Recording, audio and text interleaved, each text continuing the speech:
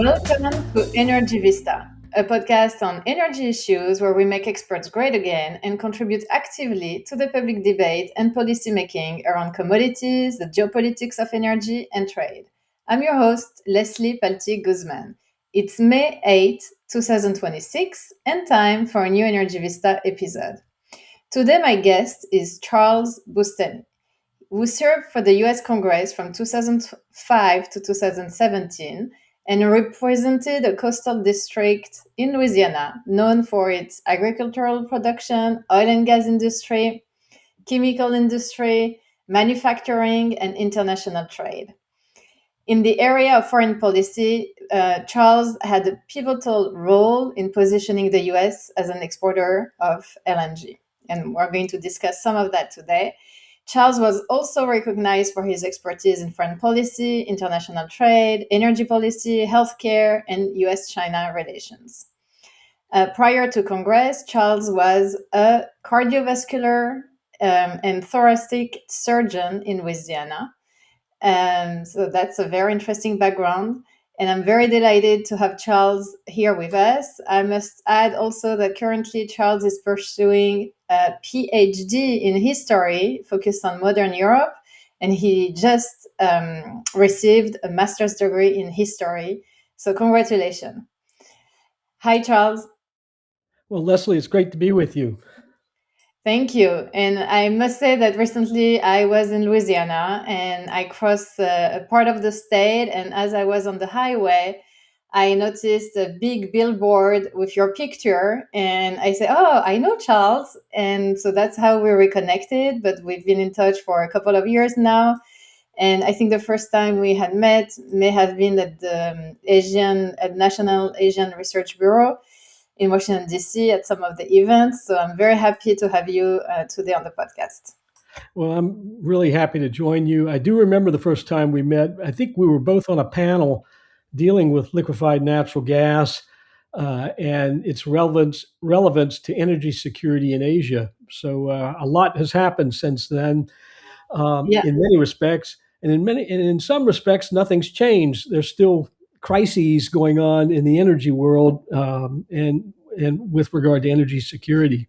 absolutely. So actually, the US has just celebrated its 10 years anniversary of US LNG exports. It's been a decade or so that we've seen the impact of transforming the shale gas revolution into global big successful global export story, and the US has become a net exporter of oil and gas.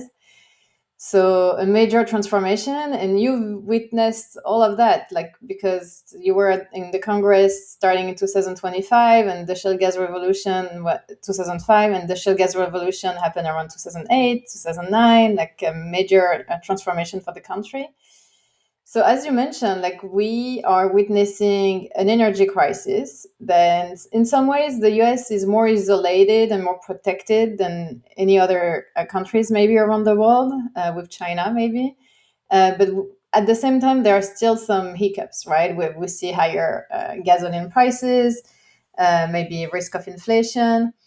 So, you know, are we in a good place now in the US? Are we well positioned thanks to this shale gas revolution? Or do you still think that the US is still lacking a coherent long term energy strategy? And should we move more towards some kind of planification or at least coordination when it comes to energy security and infrastructure? Well, I think we're certainly in a better place since the shale revolution because it's created better opportunities now for us to supply, meet our needs with oil and gas, and we can help our allies as well with exports. So I think that's a positive. But I still think we lack a true energy policy in this country. And if you clearly the Iran crisis has unmasked many problems. And yes, we are somewhat insulated, but we're still seeing elevated prices of oil with West Texas Intermediate kind Not of of natural gas, by the way, with Henry Hub, which is still lower than $3 per million BTU. right, right. But with oil up um, and the price of gasoline and refined products rising. That's a problem, and it's creating hardship across the country the longer this goes. But it's very interesting with natural gas because we have such an immense supply of natural gas. Um, it's basically keeping the price low here in this country because we cannot export as much as what's needed around the world right now because of the crisis. The infrastructure is just not there. We've built out LNG facilities to export, but the demand in Asia, the demand in Europe and other places is higher than what we can meet with our current infrastructure. And so And when also the infrastructure in the US is still ramping up. So we have many projects that are still under construction. And by 2030, we'll have like almost the double of the current export capacity that we have right now. Right. That's right. But that's not going to take care of the crisis now. And Yeah. I think what's happened is we're really realizing the limitations we have because of the Iran war and the crisis that's followed that. Of course, the Europeans and the Asian countries are all feeling a strong pinch because of the lack of supply and the price problems. So again, we're experiencing a significant energy crisis because the Strait of Hormuz is closed, but at the same time, uh, the U.S. could do more, but we lack the infrastructure to deal with it, and so um, we still haven't solved the energy crisis problem, and there will be future ones likely, which is why I say we need a better energy policy. We need a real energy policy in this country which looks at the diversity of sources, looks at our needs, and takes into account that we're not seeking energy independence in the US so much or energy dominance, but really energy security broadly. What provides energy security for the United States along with our partners around the world in Europe and in Asia? So that's what's missing. And, an energy policy that looks at diversity of sources, uh, takes into consideration affordability for the consumer, an energy policy that looks at the most appropriate use of different types of sources of energy, whether it's for electricity or for transportation. These things we really haven't put those things into policy, Mhm. and I think that overall lack of policy and the wrong mindset, leaning toward energy dominance rather than energy security, is the way we need to go. We need to focus on energy security in a broad sense if we're going to have if we're going to avoid future energy crises. Yeah, it's very interesting to me the evolution of also the notion of all the above energy. Because, for example, under the Obama or Biden administration, it was more like about balancing oil and gas with renewables and emerging technologies and maybe create more space for low carbon technologies and lower emission sources of energy. While right now, as you mentioned, with the Trump administration, we hear more about energy dominance, unleashing oil and gas, but also when you go beyond the rhetoric, there is also an all of the above beyond strategy, all of the above strategy, which is more about not becoming too dependent on one sources, but diversifying the energy mix, especially at some state level. And as I mentioned, I was just back from Louisiana, and I was struck by the fact that, in general, the state, in terms of regulators and utilities, I think they are policy proofing themselves not to become overly dependent on natural gas, for example, and also looking at ways that what the energy mix will look like in the future and prepare for those and making room for those additional sources of energy. So, yes, oil and gas is a legacy and it's a boom for the states. But in the future, it might be a much more diversified energy mix too. Yeah, I fully agree with that, and I think one of the problems we may have if we don't consider an all of the above strategy is we'll fail to promote innovation in the energy sector. And clearly, innovation is going to be necessary going into the future. In China, there's a lot going on with battery technology. The U.S. is now awakened to the need for developing advanced batteries and energy storage. And so I think these things are really important going into the future. And if we embrace an energy strategy that looks at renewables, of course, solar and wind as well, but nuclear power and geothermal, and then storage capacity, then I think you create the kinds of diversification and redundancies to avoid major problems. So, for instance, a few years ago when Texas experienced a deep freeze and their grid went down, significant numbers of homes and businesses were without electricity. This was a crisis, and there was no redundancy to replace what was down, and so it became a problem. And so I think we need to continue to look at these kinds of these potential problems that can create disruption and understand what kind of policies help us mitigate those risks. And so that's why in all of the above policies is critically important in my view. And do you think the impulse for this kind of energy policy should come from the federal government, or is it at the state level? I mean, we know that in the US it's a very complex system. If you look at the electricity, the way electricity works in the US, it's like a multitude of players. Utilities have a big roles, but also some more local and like regional organizations and regulators.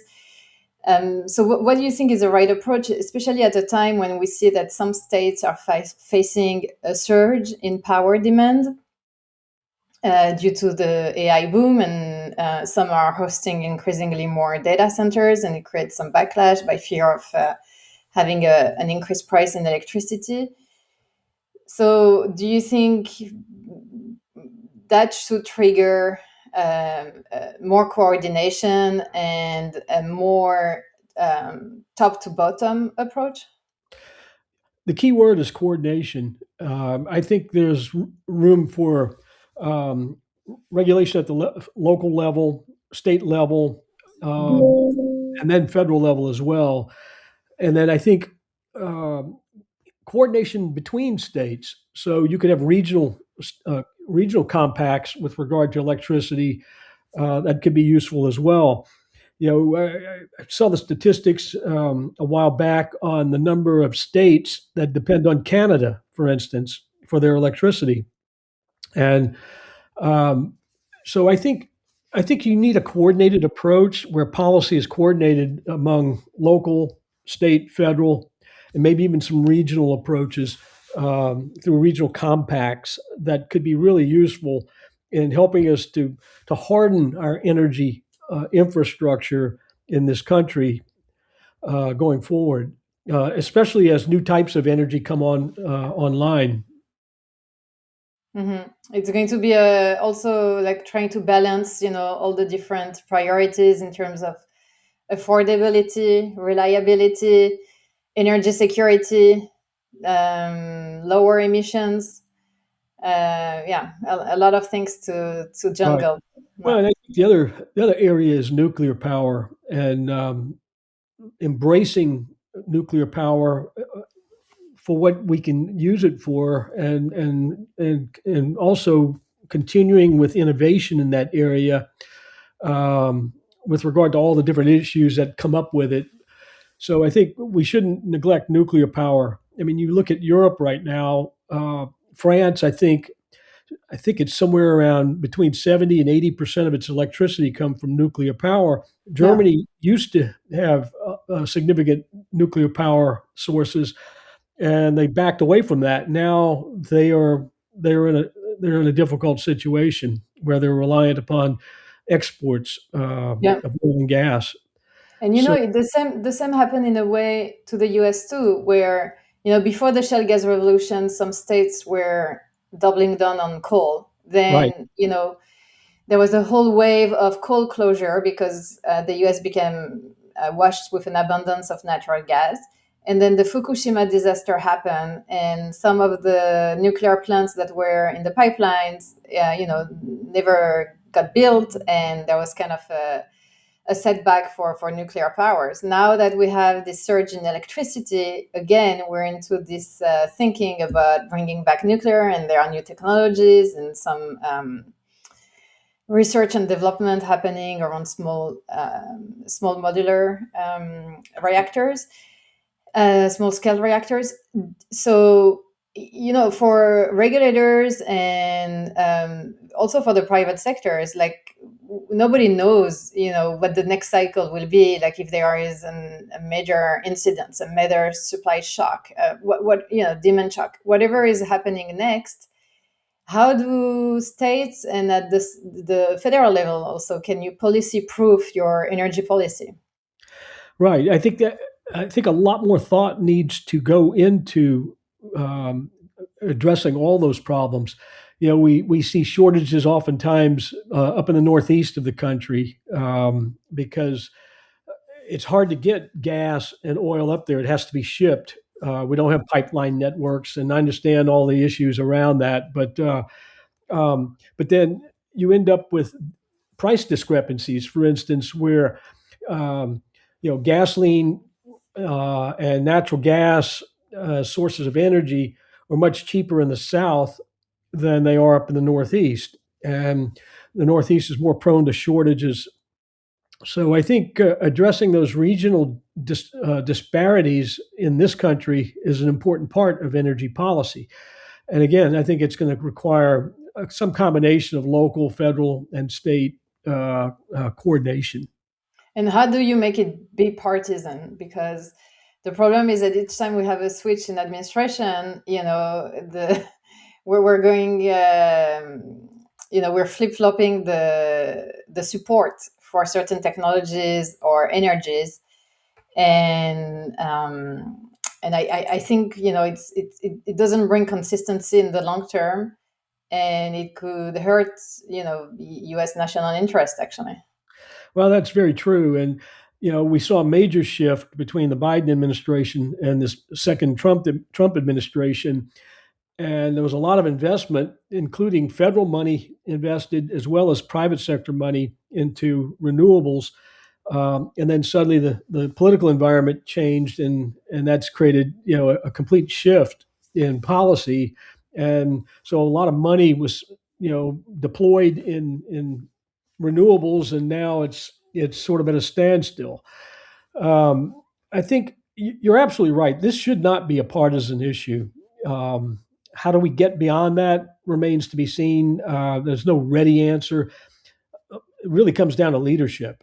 And if leadership coming from the White House, leadership in the House and Senate decide to make energy a partisan issue, then it's going to be a partisan issue. And I think people in the country need to understand that if we want to solve these problems and have affordable energy and certainty with regard to supply, then let's not make it a partisan issue and demand that politicians at every level not make it a partisan and solve problems. Let's base it on science. This is something that's easily based on science and engineering. It's not like other areas of policy that are more partisan by nature. This should be driven by science and real information. Hmm. And, Yeah, and as you said, I mean, as they build out these data centers, a lot of communities that are building these are going to have to address some acute problems that could arise with regard to energy. So yeah, um, it's time. It's time to lower the temperature on the partisan politics and really focus on what the science says about the policy. yeah, yeah. And also the point with data centers is that all the above energy is required to feed this ample thirst for electricity and energy.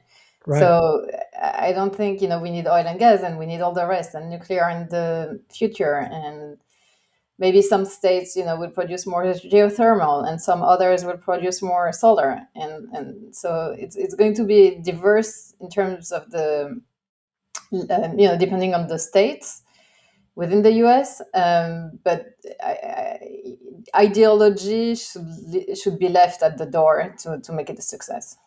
Right. So, Charles, let's move to your personal trajectory, which I think is fascinating.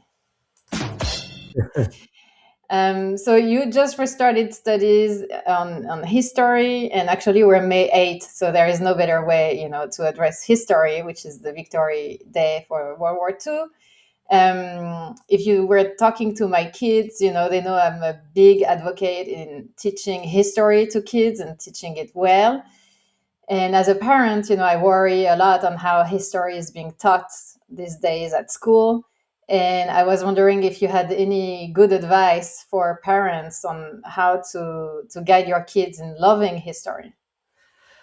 Well, it's for me, history really applies to all of us in terms of how we understand the world around us and the things that we do. So, take a few simple examples.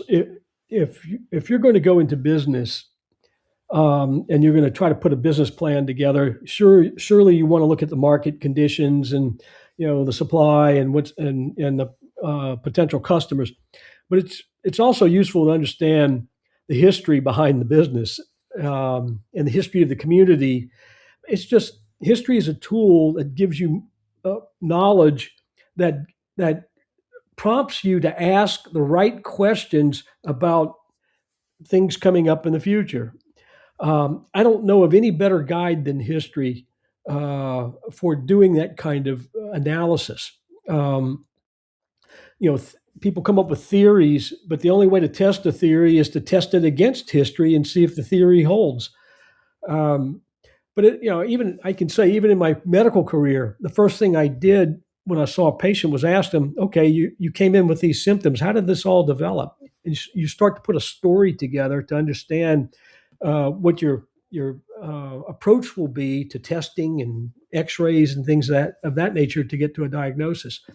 So I do think history is critically important for any subject or endeavor that people take on, because it's the only guide that can prompt you to ask the right questions to make decisions about what's coming. And do you think we put enough emphasis on teaching history these days at school? Yeah, I think it's been downplayed.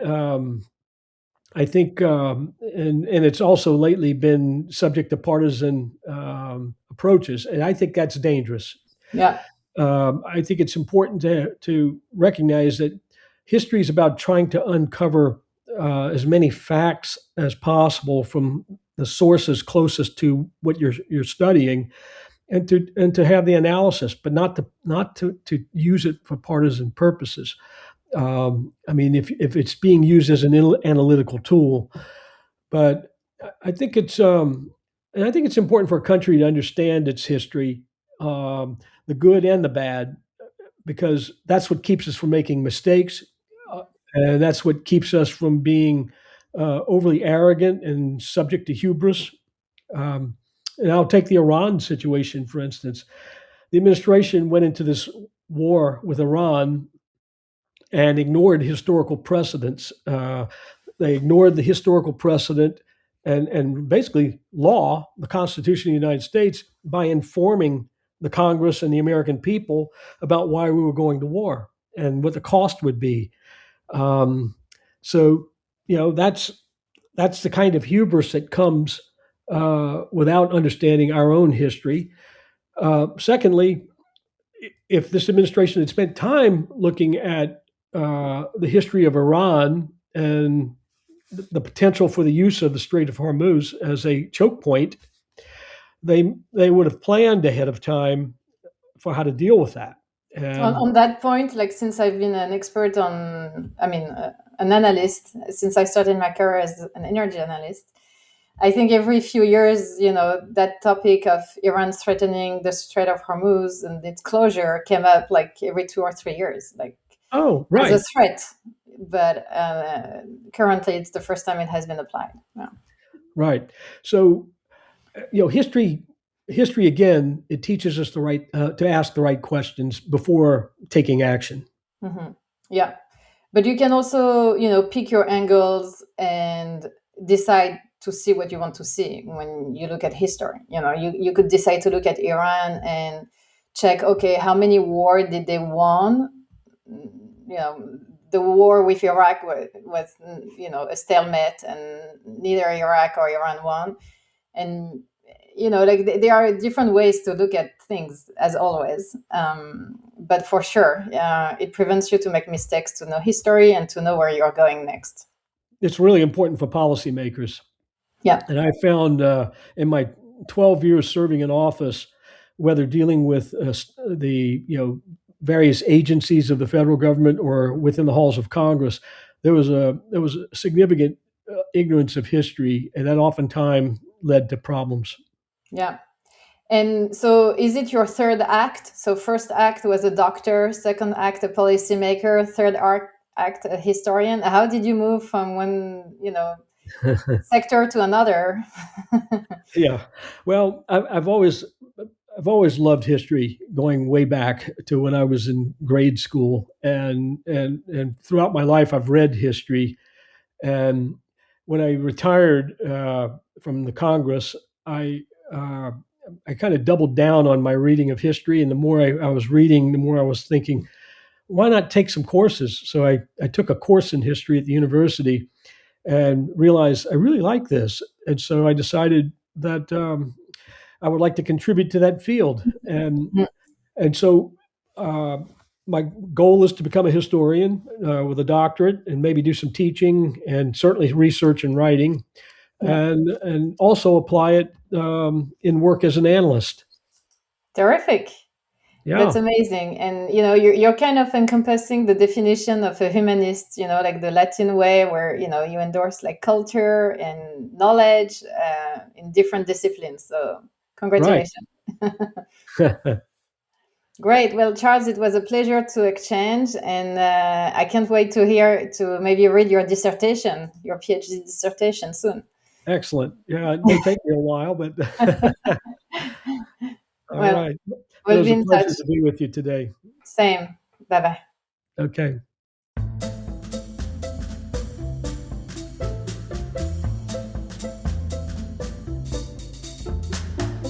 This episode was recorded on May 8, 2026. This is Leslie Palti-Guzman saying good day and good luck.